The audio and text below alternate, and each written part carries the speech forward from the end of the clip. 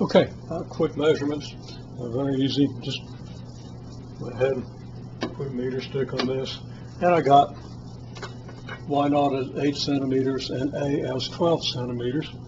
And if we take the upward direction as positive, Y naught is going to be positive. So the theta naught is going to be the inverse cosine of 8 centimeters over 12 centimeters, inverse cosine of 0.67, and I'm estimating that's between 47 and 48 degrees. And you can check me on that, somewhere in that neighborhood. And that's going to be approximately equal to 0.8 radians. Okay, so that's theta naught, or 48 degrees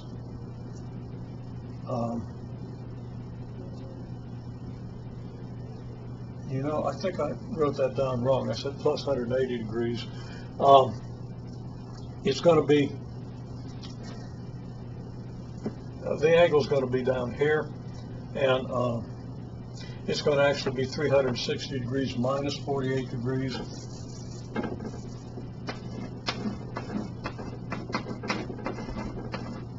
Which is going to be 312 degrees, or 2 pi minus 0.8. And remember that we don't have to write the radians, but that would be 5.5 in radians.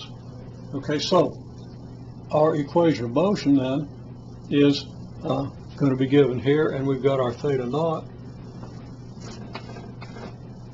So we could say that y of t equals A, which is 12 centimeters,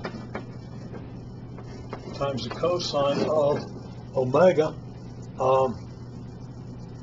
Don't know that we got the omega. It's a square root of k over m, which is going to be approximately 6.3 t. And I didn't leave myself enough room here. Plus, okay, now, is it going to be the 0.8 or is it going to be the 5.5? Well, in this case, the initial velocity should be in the negative direction, which means that we correspond to this point on the circle. So that's going to be 6.3 plus 6.3 t plus 0.8 radians. Okay, so there's our equation of motion. Now the question is, what can we determine from this equation of motion? So let me write down a question here and let you ponder it, and then I'll swap out boards.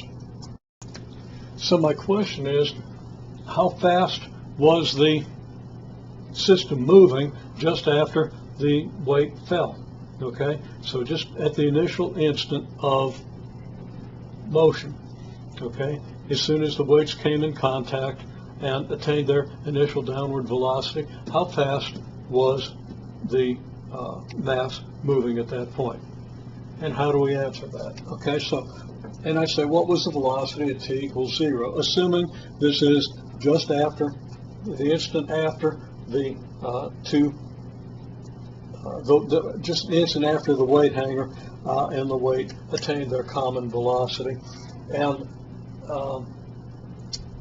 that would then be, according to this equation, at time t equals 0. You should be able to calculate that very easily. I'm going to swap out boards and we're going to continue. The question then is, if y of t is 12 centimeters times the cosine of 6.3 t plus 0.8, what's v of 0? Okay, and again, that corresponds to the situation with which you should be familiar here. How are we going to get that? Well, we can get v of t by taking the derivative of y of t, and we get what?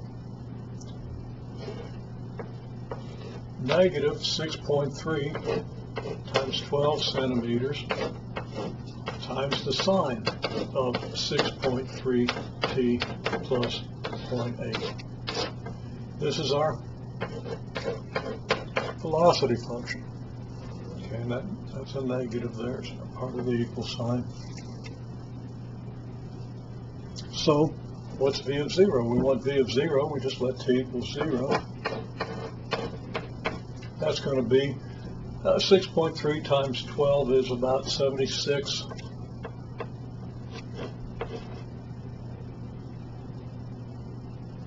And okay, this 6.3 has units. This is really 6.3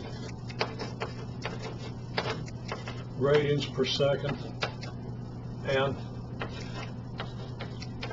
0.8 radians. And I probably should have put my radians per second in here. It's prudent to do so, trying to save space. I didn't. This 6.3 is also 6.3 radians per second. And 6.3 radians times 12 centimeters of radius is going to give us 6.3 centimeters of arc distance. This is projected onto the axis from the motion of the reference point in a way that you should be familiar with. In any case, 6.3 radians per second times 12 centimeters is going to be 76 centimeters per second times the sine of 0.8 radians. Okay? And what's the sine of 0.8 radians? That's going to be about I'm guessing 7. I'm going to guess 0.76. You can calculate it.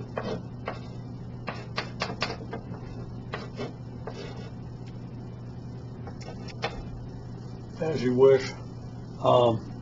And a quarter, that'd be 19. That'd be about negative 58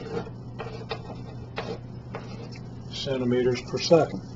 Does that coincide with what we observed here? Well, when I dropped the mass, it dropped a certain distance, hit an equal mass, and accelerated on downward. Is 58 centimeters per second reasonable? Well, we'll come back to that question in terms of how fast the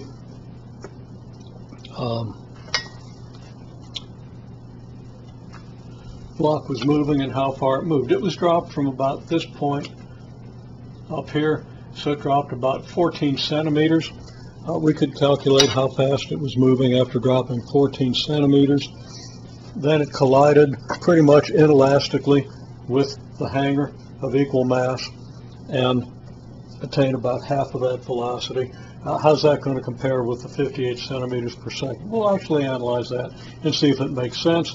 But this is the implication of the equation of motion.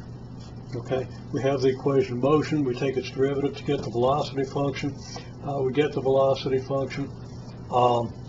We evaluate that at t equals 0. We get this initial velocity. Now we'll go on with another question in the next clip.